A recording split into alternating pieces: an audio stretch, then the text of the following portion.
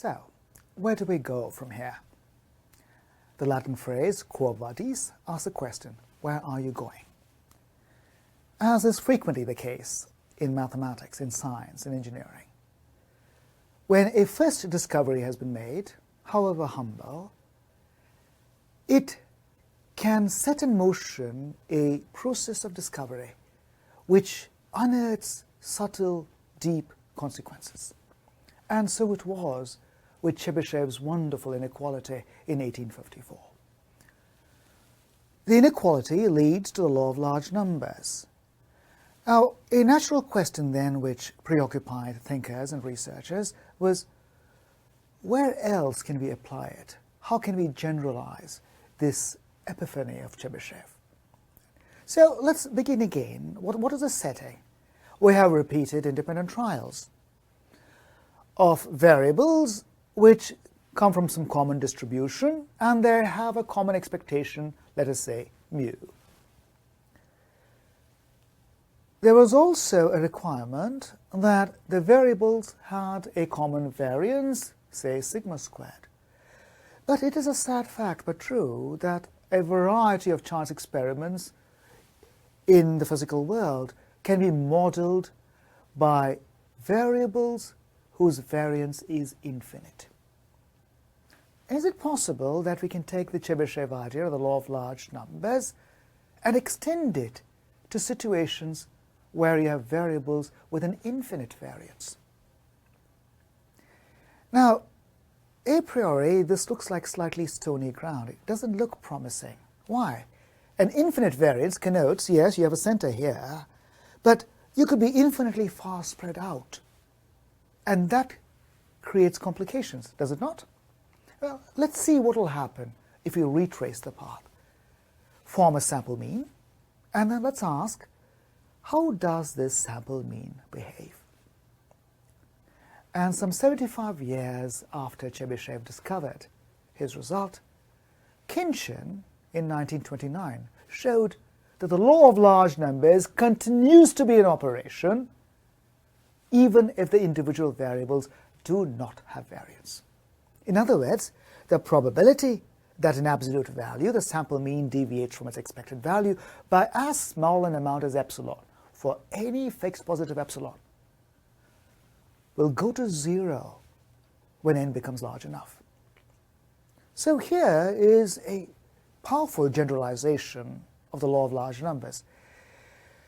Now, one of the casualties in our analysis is going to be, sadly, the fact that the rates at which we can compute these probabilities now start to blow up. We've got simple estimates for sample size in terms of desired error and desired confidence. But now, if the variables don't have variance, we must anticipate that we're going to need to put in a much larger amount of effort. We're going to need a much larger sample before we get any kind of concentration near where the underlying expectation is. And so it is. Okay. So here's one direction for generalization. I won't explore this further, but I do want to expose you to the basic idea. And you will forgive me, I hope, if I don't try to prove this result, because now you understand that the moment we start trying to tweak a basic result and try to get more and more nuanced results out of it, that there is going to be a corresponding increase in the technical dexterity we will need, more mathematical background that we will need. Now, you will have seen that in the title of the law of large numbers, I put in the word weak. Okay. The word weak then suggests that there's a corresponding strong to go with it. Right? So the original inequality of Chebyshev handled what we today call the weak law of large numbers. To see how we could strengthen the result in another direction, let's take a slightly different vantage point. So let's come back to the context of tossing a coin. Imagine that we have a coin and we toss it repeatedly. 1, 2, 3, and so on, ad infinitum. Now, identify, as always, heads with a 1, tails with a 0, and now we form the accumulated sum, the partial sums of the sequence. Now imagine, this is a duncan experiment, a thought experiment. Imagine this coin has been tossed infinitely often. Well, we start by forming the running sum. After one trial, you just have the first result, divided by 1. That's the sample mean after one trial. After 2 trials, you've got a new sample mean, the sum of the first 2 variables divided by 2. And if you keep doing this, after n trials, you have the sample mean Sn divided by n, and we keep doing this for every value of n. What we've got now is a sequence of sample means. Now, how does this sequence of sample means behave? What can we say about it? Well, so to begin, what we might want to do is see if we can plot it and see what might happen. So I'm going to show for you now a portion of a sample path between about 1,500 trials and 4,500 trials. Now, the law of large numbers tells us that since the coin is fair, that Sn over n should behave like 1/2 with high probability. And indeed it does. The baseline for us, where the abscissa is drawn, corresponds to Sn over n being 0.5. And so now I'm measuring things about 0.5. In the particular tosses I generated, we find that we have answers near 0.5, but they fluctuate. Naturally, because of course this is a chance-driven experiment. We notice that around 1,500 tosses, the error, the difference from 0.5, is within 10%. It's between 0.5 and 0.51. That looks very good. We have an error within 10% of the true answer. But an unfortunate thing happens as the number of trials increases. Around about 2,000 trials, the error flirts briefly above 10%. And then it drops below 10% again. But then at about 2,500 trials or so, it jumps up and now it's above 10%. Eventually, it comes back down below 10%, but then goes back up about 10% again. Okay, you're true, you're not very far from 0.5, but you seem to be repeatedly coming closer and moving further away. So here is a question. What are the chances that if you look at one particular sequence, in other words, somebody is collecting data and repeatedly tosses a coin and sees what happens to his sample means, what are the chances that the sample mean will repeatedly move away by more than 10% from 0.5?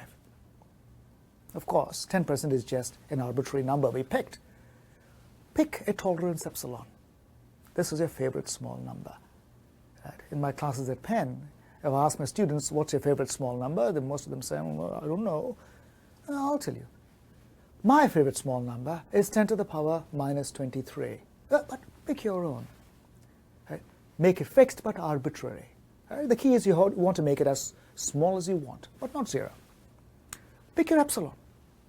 What are the chances that a given trail, a given sample path, deviates from 0.5 by epsilon or more, repeatedly, again and again and again and again, infinitely often? So let's take stock again. I'm still dealing now with a sequence of repeated independent trials where the variables have an expectation, but not necessarily a finite variance. We form the sample means, and now we track the sequence of sample means. We know that for a large enough number of trials, on average, the typical sample mean is going to be close to the underlying expectation mu. This is the law of large numbers of Khinchin. But is it the case that as you follow one trail, that yes, on average you're good, but that you periodically become not good, you become bad, you move by more than epsilon away from the center? 4 short years after Khinchin proved his result, Kolmogorov attacked this question. So the question he asked was this: is it possible that if you look at one trail, one sample path, that the events that the sample mean deviates from the center by more than epsilon can happen infinitely often? Kai-Lai Chung, the probabilist, has come up with an evocative short notation for infinitely often. Call it I-O. And so the question is it possible for this probability of an infinite number of deviations from it by more than epsilon to occur. And Kolmogorov showed that indeed it was going to not be possible. The probability that on essentially all sample parts that you deviate from mu by more than epsilon infinitely often is 0. Another way of saying this is that almost all sample parts will have the property that you deviate from mu by more than epsilon no more than a finite number of times. Or yet again, this says that for almost all sequences, we have the property that the sequence will sooner or later get close to mu. And once it gets close to mu, it never leaves. It always stays close to mu. This is a powerful generalization of the weak law of large numbers. And naturally enough, we call this the strong law of large numbers. This is a weak law on steroids. It's got muscles. Okay. From a practical point of view, the strong law is what tells us why polls really work. Imagine that one is sampling from a population to estimate something, for example, which candidate is winning an election. And the data are being reported progressively in time.